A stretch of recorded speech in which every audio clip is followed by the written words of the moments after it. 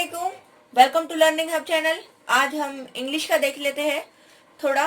ठीक है, पूरा तो मैं समझा नहीं पाऊंगी, लेकिन जितना हो सकता है उतना समझाने की आपको कोशिश करूंगी। ठीक है, क्योंकि एक एक टॉपिक जो होता है वो बहुत ज़्यादा लंबी होता है और साल भर का हम एक साथ कवर नहीं कर सकते हैं। तो चलिए, सबसे पहले जो हमसे पूछा जाएगा, ठीक है, पैराग्राफ तो देखकर आप कर लोगे। उसके बाद जो पूछा जाता है तो एनिमल्स, उनके बच्चों के नाम, उसके बाद उनका जो घर होते हैं, होम, और इसी के साथ साथ बच्चों के नाम पूछे जाते हैं, कहाँ रहते हैं, और इसके साथ साथ उनके साउंड। ये तीनों पर वीडियो बनाया जा चुका है, तो अगर आप चाहते हैं तो देख लेना। ठीक है, ये पूछा जाएगा आपसे। उसके बाद जो आता है वो होता है आर्टिकल्स। ठीक है, आर्टिकल्स। आर्टिकल कौन कौन से आर्टिकल्स है? तो ए है, एन है और द है। ए एंड द, जिसमें से ए और एन एक के लिए इस्तेमाल होते हैं। जहां पर वोवेल्स आए वहां पर क्या लेते हैं हम? एन। जैसे कि एन अम्ब्रेला, एन अम्ब्रेला, और भी ऐसे बहुत सारे जिसमें वोवेल्स कौन कौन से? ए, ई, आई, ओ, यू। जहां पर भी ये आए, इसका साउंड आए, ठीक है, साउंड आए। अगर वर्ड रहा और साउंड इसका ना रहा तो फिर नहीं आएगा, ए एन नहीं आएगा, ए आएगा। जैसे कि मिसाल के तौर पर यहां पर है यूनिफॉर्म, यूनिवर्सिटी,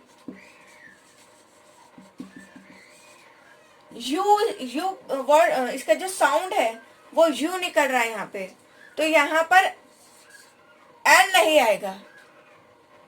ठीक है, एन नहीं आएगा, यहाँ पर एन नहीं लेंगे हम। तो कंफ्यूज करने के लिए हमें इस तरह से दे सकता है, तो आप समझ जाना।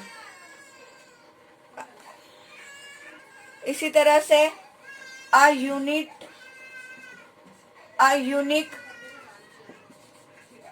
यहाँ पर अ यूज होगा, एन नहीं आएगा।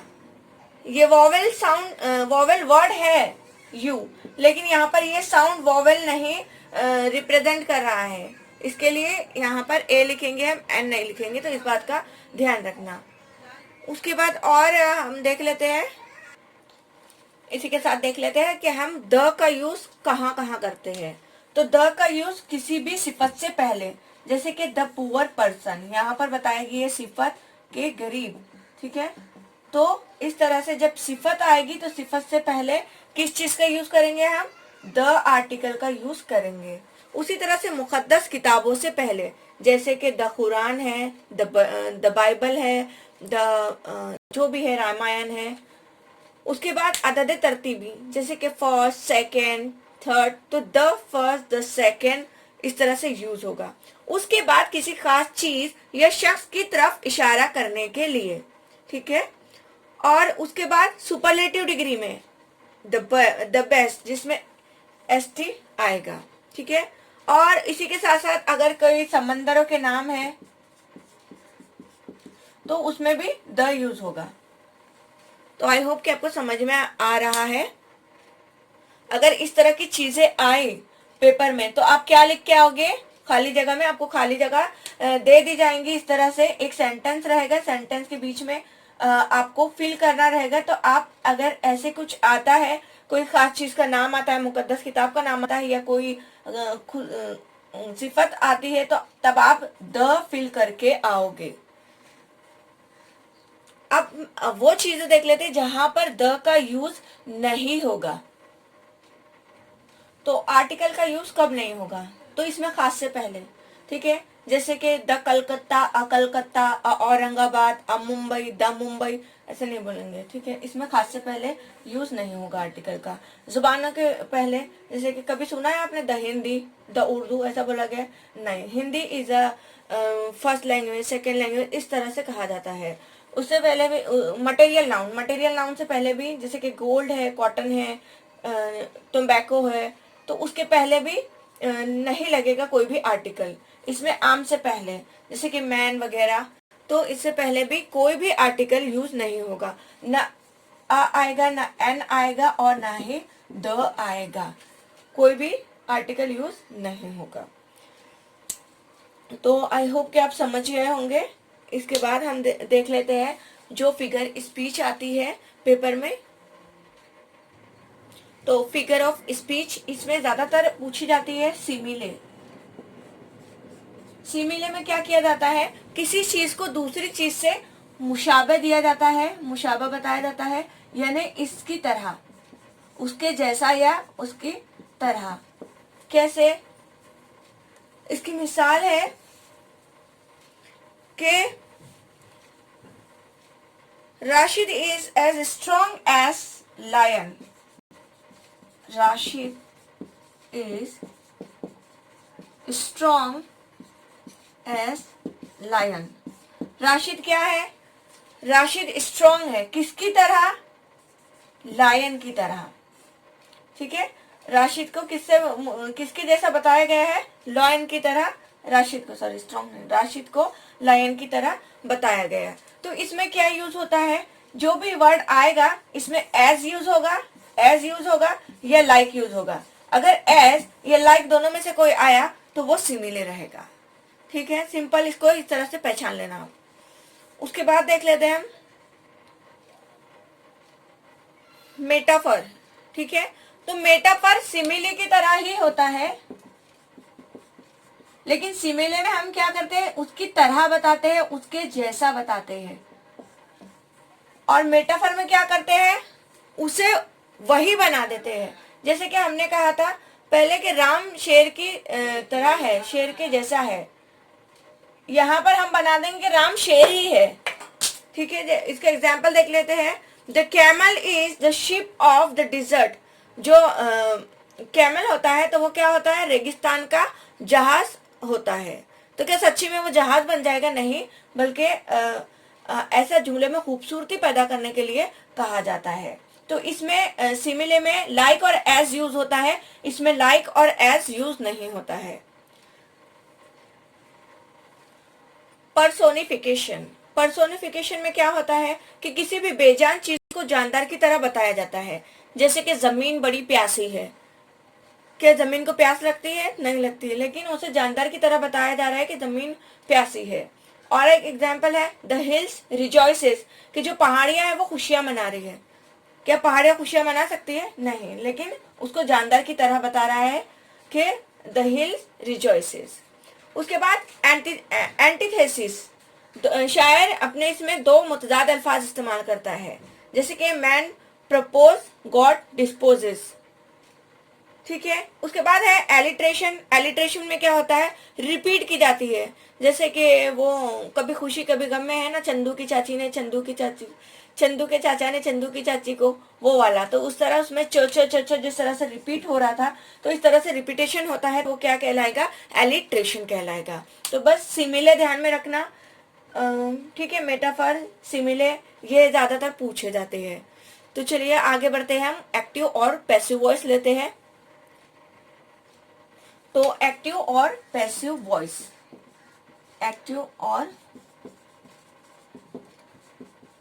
Passive voice. ठीक है, कोई भी जुमला हम जानते हैं कि कैसे बनता है, subject plus verb plus object. ये तो हम तमाम को पता ही होता है कि सबसे पहले सब्जेक्ट आता है, फिर वर्ब आता है, फिर ऑब्जेक्ट आता है, तब जाके एक जुमला बनता है। जैसे कि आई राइट अ लेटर। इस सेंटेंस में आई क्या है, सब्जेक्ट है, राइट क्या है, वर्ब है, और अ लेटर क्या है, ऑब्जेक्ट है।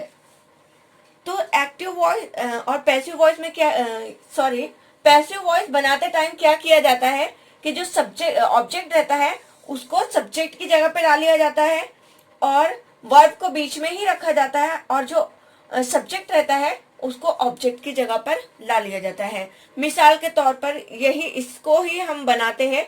ठीक है, पैसिव वॉइस में तो कैसे बनेगा ये, ऑब्जेक्ट पहले आएगा, अ लेटर, राइट का। हाँ, एक बात और ध्यान में रखिएगा कि जो पैसिव वॉइस हम बनाते हैं तब वर्ब का कौन सा फॉर्म लेते हैं, थर्ड फॉर्म। वर्ब के 3 फॉर्म होते हैं, आपको पता होगा, जैसे कि राइट, उसका सेकेंड फॉर्म है रोट, और थर्ड फॉर्म है रिटन। दिखाई दे रहा है, रिटन। फर्स्ट फॉर्म क्या है, राइट, सेकेंड रोट, और थर्ड रिटन। तो इस तरह जो थर्ड फॉर्म होते हैं तो वो लिए जाते हैं पैसिव वॉइस बनाते टाइम।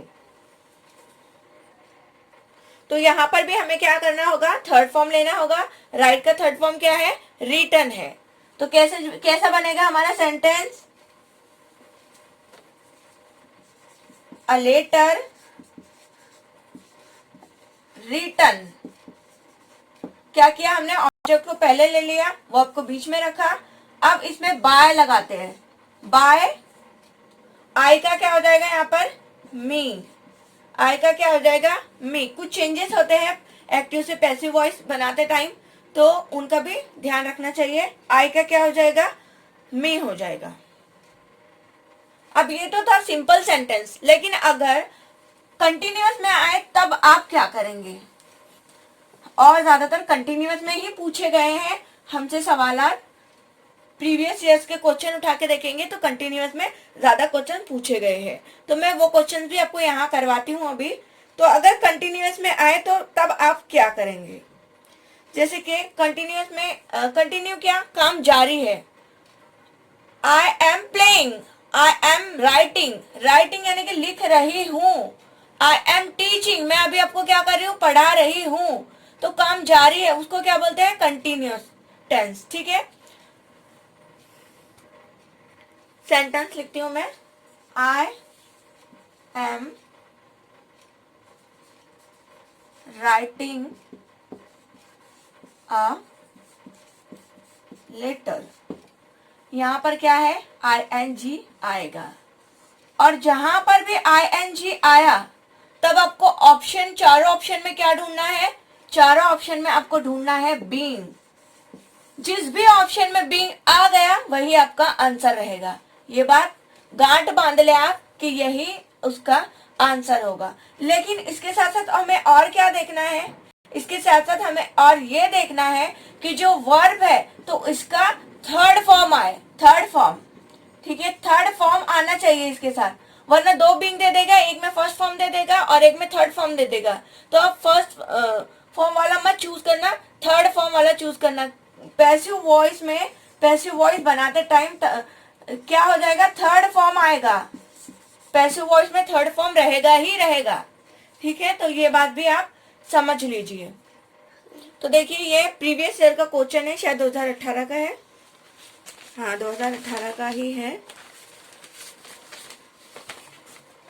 ठीक है, चलो 2017-18 दोनों में से किसी एक का है। Some kinds of force was driving, यहाँ पर क्या है, ING आ गया, ड्राइविंग मी।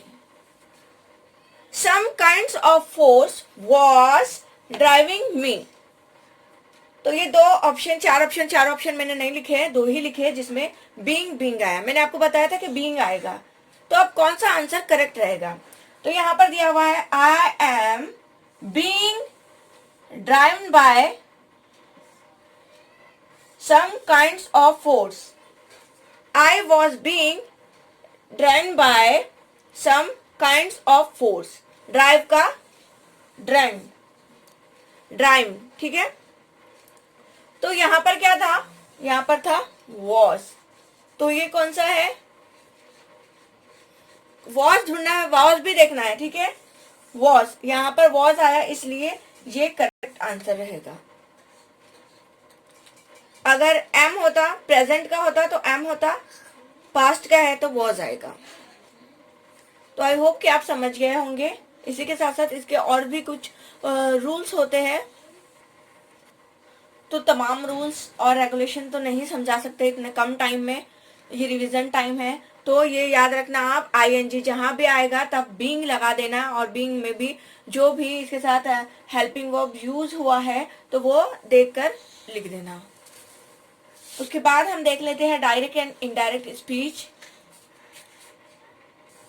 तो ये देखिए, डायरेक्ट स्पीच में जब विल रहेगा तो इनडायरेक्ट में वो क्या हो जाएगा, वुड हो जाएगा। ठीक है, हेयर रहेगा तो देयर, दिस रहेगा तो डैट, दीज रहेगा तो दूज, टुडे रहेगा तो डेट डे, टू नाइट रहेगा तो डेट नाइट, और यस्टरडे रहा अगर तो द प्रीवियस डे हो जाएगा। यस्टरडे रहा तो द प्रीवियस डे हो जाएगा। तो डायरेक्ट में जब डायरेक्ट से हम इनडायरेक्ट स्पीच में जब बदलते हैं तो ये सब वर्ड्स आने पर ये वर्ड को लिखा जाता है। ये आ गया आपकी समझ में? तो चलिए देखिए, ये है, अगर सिंपल प्रेजेंट टेंस रहा तो सिंपल पास्ट टेंस हो जाएगा, प्रेजेंट कंटिन्यूअस रहा तो पास्ट कंटिन्यूअस हो जाएगा, प्रेजेंट परफेक्ट रहा तो पास्ट परफेक्ट कंटिन्यूअस हो जाएगा, और सिंपल पास्ट रहा तो पास्ट परफेक्ट हो जाएगा, और पास्ट परफेक्ट रहा तो पास्ट परफेक्ट ही रहेगा, चेंज नहीं होगा। पास्ट कंटिन्यूअस रहा तो पास्ट परफेक्ट कंटिन्यूअस हो जाएगा, और सिंपल फ्यूचर टेंस रहा तो कंडीशनल टेंस हो जाएगा, कंडीशनल टेंस हो जाएगा। ठीक है, तो इतना आप समझ गए होंगे। इसको डीपली मैं नहीं समझा सकती हूँ क्योंकि अगर मैंने पूरे टेंस से आपको पढ़ाने बैठ गई तो कितने घंटे चले जाएंगे मुझे भी नहीं पता चलेगा। तो ठीक है, अब हम सॉल्व करके देखते हैं। तो देखिए, ये एक सेंटेंस है, Sana said I go to school. Sana ने कहा, क्या कहा, कि मैं स्कूल जाती हूँ। तो इसका इनडायरेक्ट स्पीच किस तरह से बनाएंगे हम?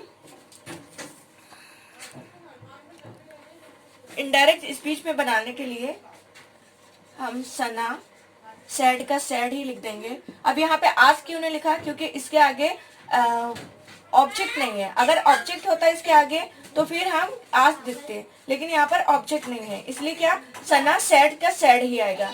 यहाँ पर इन्वर्टेड कॉमा में जो है तो वो हम हटा देंगे इन्वर्टेड कॉमा से, और डेट लिखेंगे हटा के। सना सैड डेट शी, सना क्या है, लड़की है, वो कहेंगे ना हम, वो सना ने कहा तो वो, she went to school, went to school। Inverted commas को, तो इन्वर्टेड कॉमर्स को हमने हटाकर क्या किया, यहाँ पर डेट लिख दिया। ठीक है, और आई को हटा के क्या किया, सना, सना चूंकि एक लड़की है तो इसलिए शी आया। अगर यहाँ पर कोई लड़का होता तो क्या आता, ही आता। तो शी वेंट, गो का क्या कर दिया हमने, वेंट कर दिया टू स्कूल। तो इस तरह से बनाया। अब हमसे जो क्वेश्चन पूछे जाते वो इस तरह से नहीं पूछे जाते, टफ पूछे जाते हैं। तो इससे पहले जो क्वेश्चन आए थे वो हम देख लेते हैं, क्योंकि मैं हर पूरे इस पर अगर एग्जाम्पल दूं तो बहुत टाइम लगेगा। तो देखिए, ये पूछा गया था 2018 में। I said to Vedant what does it means. यहाँ पर आया WH। WH जब आता है तो वो क्या हो जाता है, double interrogative sentence, double interrogative sentence. तो इसमें क्या किया जाता है, इसमें सैड को आस्क्ड में चेंज किया जाता है। ये बात पहले आप ध्यान में रखिएगा कि सैड को किसमें, आस्क्ड में चेंज किया जाता है। तो I said to Vedant, I asked Vedant, यहाँ पर इन्वर्टेड कॉमा हटाते तो दैट नहीं लगाते हैं, बल्कि जो WH वाला रहता है वही उसी को लिख देते हैं सीधे सीधा। I asked Vedant what it means, ये इसका राइट आंसर है। इसकी जगह ये भी दिया हुआ था आई सेड टू वेदांत, लेकिन सेड नहीं आएगा, यहाँ पर क्या आएगा, आस्क्ड आएगा, आस्क्ड आता है। ये बात याद रखिएगा, भूलिएगा नहीं। तो इस तरह से ये दिया था। अब एक एक्सक्लेमेटरी सेंटेंस भी पूछा गया था, यानी कि फजाइया जुमला, तो वो देखते हैं। तो देखिए, ये भी पूछा गया था सवाल। Usha said what a tall building it is. यहाँ पर कौन सा साइन है, ये क्या, कौन सा निशान है, मैंने उर्दू में बताया था कि ये फजाइया निशान है, एक्सक्लेमेटरी सेंटेंस। ठीक है, तो ये कौन सा सेंटेंस है? Exclamatory sentence. तो यहाँ पर क्या आएगा? सेड को हटा के एक्सक्लेम्ड आएगा। ये बात आप पहले ध्यान में रखिएगा, यहाँ पर हटाते हैं, ठीक है, और कुछ वर्ड यूज होता है इसके साथ, और उसके बाद दैट भी यहाँ पर लगाया जाता है। तो देखिए इसका जवाब क्या होगा? Usha exclaimed with wonder that it was a very tall building. लेकिन ये साइन हटा दिया जाएगा। एक बात और ध्यान में रखिए, क्वेश्चन मार्क या कुछ भी आंसर में नहीं आएगा। जब इनडायरेक्ट बनाएंगे हम तब फुल स्टॉप आएगा। Usha exclaimed with anger that it was a very tall building. तो यहाँ पर क्या लिखा गया था? यहाँ पर विथ वंडर लिखा गया था, यहाँ पे विथ एंगर लिखा हुआ है। उसने खुशी से कहा था या गुस्से से कहा था? तो उसने हैरत से कहा था, खुशी से कहा था कि कितनी बड़ी बिल्डिंग है, ठीक है। तो पहला वाला करेक्ट आंसर होगा। तो ये वर्ड भी हमें देखना पड़ेगा कि जो कह रहा है तो वो किस इंटेंशन से कह रहा है, ये देखना हमें पड़ेगा उसमें, और तब जाके आंसर निकालना होगा। तो यहाँ पर एक्सक्लेम्ड आएगा, ये बात ध्यान में रखिएगा। चलिए अब आगे बढ़ते हैं। नॉट ओनली बट ऑल्सो, तो ये 2013 में पूछा गया था question, not only but also. उसके बाद तो शायद नहीं आया। तो यहाँ पर है I washed my hands and ate my dinner. यहाँ पर वॉश यूज हुआ, यहाँ पर एट यूज हुआ। वॉश मतलब धोना, ये भी एक वर्ब है, एट भी एक वर्ब है। तो क्या करना होगा हमें? यहाँ से एंड को हटाना है। यहाँ पर एंड आएगा या तो एक फुल स्टॉप आकर दो जुमले लिख दिए जाएंगे जिनको हमें जोड़ना होगा। तो अब क्या करना है? तो क्या करेंगे हम? आई लिख लेंगे, इससे पहले not only, I not only, I not only washed my hand, washed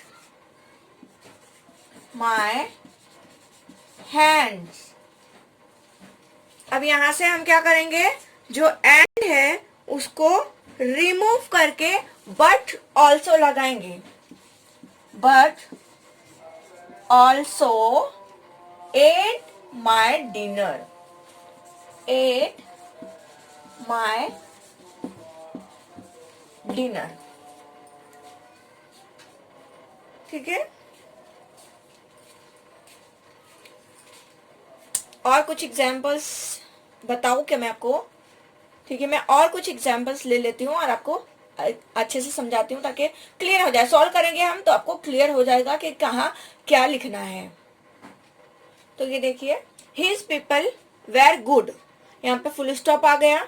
they were loyal, and नहीं आया, यहाँ पे फुल स्टॉप आ गया। तो हमें कुछ भी नहीं करना है, वेर को वॉज करना, सॉरी वेर को आर नहीं करना है, कुछ भी चेंजेस नहीं करना है। बस यहाँ पर नॉट ओनली और बट ऑल्सो को ऐड कर देना है, ठीक है। तो क्या होगा इसका? His people were, his people were not only